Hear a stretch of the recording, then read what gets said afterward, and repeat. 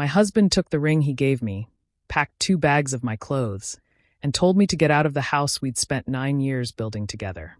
I thought that was the worst night of my life, until I found out what was hiding behind a locked door inside that same house. Stick with me while I share my story, and if it touches you, don't forget to support our channel by hitting that subscribe button, dropping a like, and sharing it with the people you care about. Claire Bennett pulled into her driveway in Asheville just after 7, tired from a long day at work. She was 34, a marketing manager, married to Ryan Bennett for 9 years. Ryan worked as a real estate broker and usually got home late, so when she saw his car already parked outside, she felt a small flicker of surprise. Inside, the house was too quiet. Ryan stood in the living room with his arms crossed, his face hard in a way she hadn't seen before. Before she could even take off her coat, he spoke. "This isn't working anymore, Claire. I think we both know it. I need you to leave tonight." She laughed at first, thinking it was some kind of joke. But his face didn't change. There had been distance between them lately, late nights, a few arguments, but nothing that pointed to this. Nothing that prepared her for the word tonight. Then he held out his hand. "I need the ring back too. It was my grandmother's.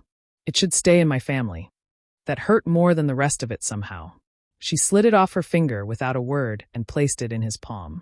Her hands were shaking, but she didn't let herself cry in front of him. She moved through the bedroom in a daze, pulling clothes off hangers, stuffing them into 2 bags because that was all she could carry that night. Ryan stood by the door the whole time, checking his watch, glancing at his phone, like he was waiting for someone or something. He didn't help her. He didn't explain anything further. He just watched the clock. When she finally walked out to her car, the cold air hit her face, and she realized she still didn't understand what had happened. 9 years gone in 20 minutes. As she backed out of the driveway, she looked back at the house one last time. A light was on in the office, the one room Ryan always kept locked, the one room he never let her into, even after 9 years of marriage. She didn't think much of it that night. She had no idea what was waiting behind that door, or how much it would change everything she thought she knew. Claire knocked on Megan Walsh's door a little before 9, her 2 bags in hand and her eyes swollen from crying in the car. Megan took one look at her and didn't ask questions, just pulled her inside and made up the couch with extra blankets. That night, Claire stared at the ceiling for hours, replaying every word Ryan had said, trying to find the moment she'd missed. Her mind kept drifting back to how it all started. She and Ryan met at a charity gala downtown, both there reluctantly, dragged along by coworkers. He made her laugh within the first 5 minutes, and by the end of the night they'd exchanged numbers. Things moved fast after that. Within a year they were married, and within 2 they'd bought a rundown house on the edge of town, using a chunk of the inheritance Claire had received after her mother passed. They spent years fixing it up themselves, picking out paint colors together, learning to lay tile from online videos. For a long stretch, it was genuinely good. They were a team. Lying on Megan's couch, Claire tried to pinpoint when that had started to change. She landed on roughly 14 months back. Ryan started picking up more late showings, sometimes not getting home until 10 or 11. He began keeping his phone face down, then started locking it altogether, something he'd never bothered with before. He joined a new gym and went almost every day, even on weekends. And every couple of months, there'd be a sudden work conference that came up with barely any notice. The next morning, over coffee, Megan finally said something she'd clearly been holding back. "Can I be honest? At the Hendersons' cookout back in the spring, Ryan was acting off. He kept stepping away to take calls outside. I noticed it then, but I didn't want to say anything because I figured it wasn't my business." Claire felt her old instinct kick in immediately, the urge to explain it away. "He's just been stressed with work, that's all. The market's been brutal this year." The words came out automatically, the same way they always had whenever something felt wrong. But this time, she heard herself say it, and something stopped her cold. She sat with her coffee going cold in her hands and realized she'd been doing this for over a year. Making excuses. Filling in gaps with reasons that made sense to her, even when nothing about it had actually made sense at all. 2 days later, Claire called Ryan and asked when it would be okay to come by for the rest of her things. He told her flatly that he had a showing at 2 and would be gone until at least 4. She arranged to go around 3, just to be safe, and asked Megan to come with her. They pulled into the driveway and sat in the car for a moment before going in. The house looked the same from the outside, but walking through the front door felt strange now, like stepping into a place that used to be hers and wasn't anymore.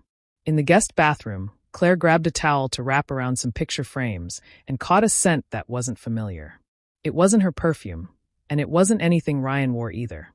She held the towel up to her face for a second, then set it down without saying anything to Megan. In the living room, while pulling cushions off the couch to check for a missing earring, her fingers brushed against something hard wedged in the seam. She pulled out a thin gold charm bracelet, delicate, clearly not hers. She turned it over in her hand a few times before slipping it into her pocket. In the kitchen, she went to toss an old grocery list in the trash and noticed a balled-up receipt near the top of the bin. She smoothed it out without thinking. It was from a hotel in Charlotte, dated the same weekend Ryan had told her he was at a work conference in that exact city. She stood there staring at it longer than she meant to. Megan came up beside her and saw her face. "What is it?" Claire just shook her head and folded the receipt into her pocket with the bracelet. Then she noticed the hallway. The office door, the one Ryan always kept locked, the one room he'd never once let her into in 9 years of marriage, was sitting open a few inches. The key was still in the lock, like he'd left in a hurry and forgotten to turn it. Claire stood in front of it, her heart pounding harder than it had all day. Part of her wanted to walk away, grab her boxes, and leave like nothing had happened. Megan put a hand on her shoulder. "You have every right to look, Claire. This is still half your house." Claire reached out and rested her hand flat against the door. Claire pushed the door open and stepped inside. The office was small, just a desk, a chair, and a few filing cabinets along the wall. On the desk sat Ryan's old laptop, the one he used to carry around before he upgraded last year. In his rush to get her out of the house, he must have forgotten it was even in here. She opened it, and the screen lit up right away, still logged in. No password screen, nothing blocking her. She hesitated for only a second before clicking into his files. A folder near the top of the desktop caught her eye, just labeled with a date. She opened it and found dozens of photos. It took her a moment to understand what she was looking at, and then it hit her all at once. The woman in nearly every picture, laughing next to Ryan, leaning into him on a couch, holding his hand on a porch somewhere, was her own sister. Lindsay Cole, 29 years old. The same Lindsay who had sat at their dinner table more times than Claire could count. She kept scrolling, hands trembling now.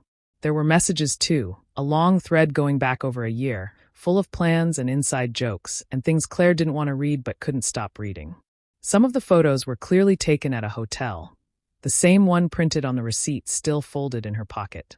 Others were from a lake house, dated over a holiday weekend Ryan had told her he'd be working straight through. Claire pulled up her phone and matched the dates against her memory, against every excuse Ryan had given her over the last 14 months. The late showings, the sudden conferences, the gym sessions that ran for hours. One by one, they all lined up with something in this folder. None of it had been about work. None of it had ever been about work. Her legs gave out before she even realized it, and she sank down onto the floor of the office, her back against the desk, the laptop still open above her. The room felt like it was tilting slightly, though nothing had actually moved. It wasn't just Ryan anymore. That alone would have been enough to break her. But this was Lindsay too, her younger sister, someone she'd driven to college visits with, someone she'd called crying when their mother died, someone who had hugged her at her own wedding. Claire sat there on the floor for a long time, the betrayal settling into her in layers, each one worse than the last. Megan walked into the office and found Claire still on the floor, staring at nothing. She crouched down beside her and gently pulled the laptop closer. "We can fall apart later," she said quietly. "Right now, let's see what else is in here." That was enough to pull Claire back. She wiped her face and sat up, and together they kept scrolling through the folder. Past the photos and messages, there were other files Claire hadn't noticed before, ones with names like listing and transfer. The first one was a property listing agreement, already drawn up and signed, with a different real estate agent than the one Ryan usually worked with. Claire checked the date at the top and felt her stomach drop. It was dated almost 3 weeks before the night he'd told her the marriage was over. The next file made even less sense at first. It was a form that looked like a power of attorney, giving someone the right to manage and sell the house without needing her present. At the bottom was a signature that looked almost exactly like hers, except she had never seen this document before, let alone signed it. Megan leaned in closer. "Claire, did you sign this?" "No," Claire said. I've never seen this in my life. They kept going. Buried further down were bank records, screenshots of wire transfers, several of them, each one moving money toward an account tied to a property listing in Charlotte. Claire remembered Megan mentioning once that Lindsay had taken a new job there a few months back. It hadn't meant anything at the time. Now it meant everything. Claire sat back against the desk again, but this time it wasn't just heartbreak settling in. It was something colder. Ryan hadn't simply fallen for her sister and decided to leave. He had been planning to sell the house, much of which had been paid for with money from her mother, money meant for Claire alone. He had been moving funds toward a new life in another city, building an exit with Lindsay, all while letting Claire believe nothing was wrong. He wasn't just cheating, Claire said slowly, almost to herself. He was trying to take the house too. He was trying to disappear with everything before I even found out. Megan didn't say anything. She just reached over and started copying the files onto her own phone, one folder at a time. That evening, back at Megan's apartment, Claire called her older brother Tyler Cole. He was a lawyer, and even though it meant telling him that his own younger sister was involved, Claire knew he was the only person who could actually help her make sense of what she'd found. She walked him through everything in order, her voice shaking at first, and then steadying as she went. The affair with Lindsay. The dates that matched every excuse Ryan had given her for over a year. The listing agreement drawn up weeks before he asked for the divorce. The forged signature on the power of attorney form. The wire transfers heading toward Charlotte. Tyler was quiet for a long moment after she finished. When he spoke again, his voice was tight with anger, but controlled. I need you to send me everything Megan copied. Tonight, if you can. Tyler, what does this mean for me? Can he actually sell the house without me knowing? Not as easily as he thinks, Tyler said. Whose name is the deed under? Mine mostly. Mom's money paid for most of the down payment, so we put it that way when we bought it. That's huge, Claire. That means you're the primary owner, not him. He needed your real signature to do any of this legally, and from what you're describing, he didn't get it. He forged it instead. Is that actually illegal? Or is it just, I don't know, a marriage thing? It's not a marriage thing. Forging a signature on a legal document like that is a crime. This isn't just about a cheating husband anymore, Claire. This is fraud. Claire let that settle for a second, the word landing harder than she expected. So what do I do? Do I go back there tomorrow and confront him? No, Tyler said firmly. Don't say a word to him yet. The second he knows you've seen this, he'll start covering his tracks, deleting files, moving money faster, maybe even trying to get Lindsay to back him up on some story. Right now, he has no idea you know anything. So we just wait. We document, Tyler said. Copies of everything, bank records, the listing agreement, that forged form. We build something solid enough that he can't talk his way around it. Once we have that, then we move. For the next 2 weeks, Claire did the hardest acting job of her life. When Ryan called to talk about the divorce, she kept her voice soft and broken, telling him she was devastated but wouldn't fight him on anything. She let him believe she was too hurt to think straight, too overwhelmed to ask questions. Inside, she was anything but. Every word she said to him felt like swallowing glass, but she kept going, knowing it bought her the time Tyler said she needed. Behind the scenes, the real work was happening. Tyler had her send over every file from the laptop, organized and labeled. He cross-checked the dates on the photos and messages against Ryan's claimed work trips, building a clean timeline that left no room for excuses. Megan took on a piece of it herself. She made a few calls under the excuse of looking into selling a property, and managed to track down the real estate agent listed on the paperwork. A short, careful conversation confirmed what they already suspected. The listing had gone through using only Ryan's signature and a form claiming he had Claire's authorization. The agent had never spoken to Claire directly, never gotten anything from her in writing. Claire pulled bank statements next, the ones she could still access through their joint accounts before Ryan thought to lock her out. Lined up against the messages and the listing date, the wire transfers told their own story, money moving steadily toward Charlotte over the past month, right around the time Lindsay had started her new job there. Tyler brought in a colleague from his firm who handled financial fraud cases, someone who looked over everything Claire had gathered and confirmed it was strong. The forged signature alone was enough to open a case. Combined with the listing agreement and the transfers, it painted a clear picture of someone trying to move assets out of a marriage before the other party even knew it was ending. By the end of the 2 weeks, Tyler had it all organized into one folder of their own, copies of every message, Every photo, every document, every bank record, laid out in order with notes attached. It sat on his desk like a quiet weapon, ready and waiting. Claire looked at it the night Tyler showed her. And for the first time since that door had been left open, she didn't feel like she was falling apart anymore. She felt like she was finally standing on solid ground. Thanksgiving arrived, and the whole family gathered at their father's house like every year before it. Claire walked in wearing a soft green sweater, her hair done, a bottle of wine in hand, looking calmer than she had felt in weeks. Tyler caught her eye from across the room and gave a small nod. The folder was in his car, printed and ready. Ryan and Lindsay arrived together, sitting a little too close on the couch, exchanging glances that Claire pretended not to notice. She could tell they were building up to something. Partway through dinner, once everyone had settled around the table, Lindsay cleared her throat and reached for Ryan's hand. "We actually have something we want to share with everyone," Lindsay started, her voice bright and rehearsed. "Ryan and I have been seeing each other, and we wanted you all to hear it from us, not." "Before you finish that," Claire said, setting down her fork, her voice steady and unhurried, "let me save you some time." The table went quiet. Claire looked at her sister, then at Ryan, and began laying it out exactly the way she and Tyler had practiced. The hotel in Charlotte, dated the same weekend Ryan claimed to be at a conference.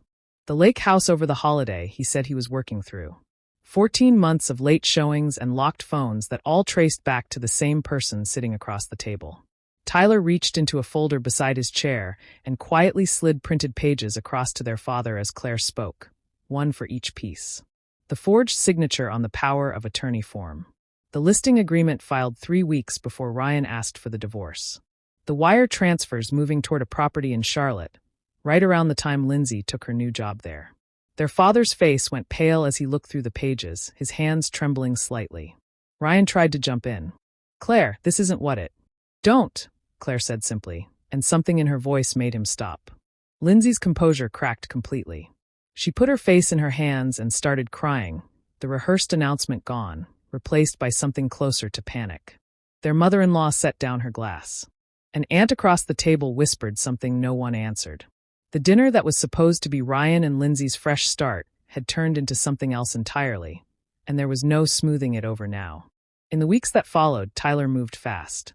He filed paperwork to have the forged power of attorney form thrown out and the unauthorized listing canceled, walking the case through the system step by step.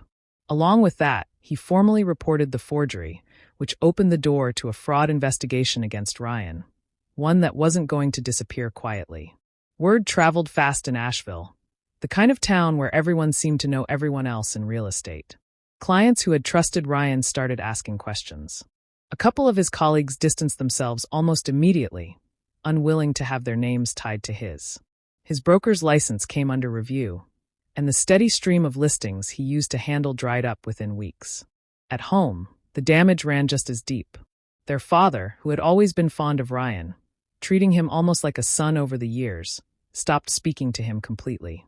There were no more invitations, no more calls, nothing. Lindsay didn't fare much better. Their father struggled to even look at her for a while, and the easy closeness she once had with him grew distant and strained.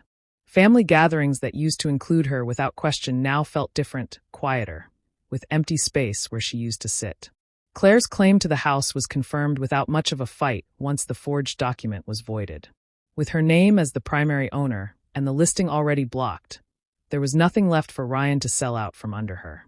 The house stayed hers, fully and legally, the way it should have been from the start.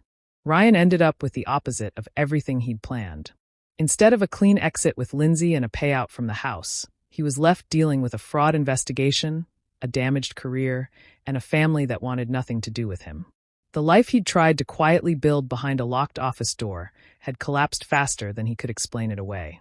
Claire watched it all happen from a distance, not with satisfaction exactly, but with a kind of quiet steadiness she hadn't felt in months.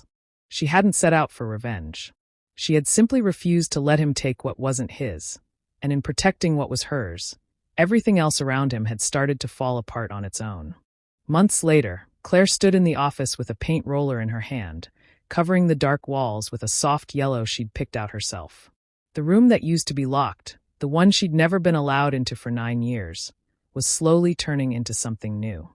She'd cleared out the old desk and filing cabinets, brought in a small armchair and a bookshelf, and left the curtains open so the afternoon light poured in. It was becoming a reading room now, something simple and entirely hers.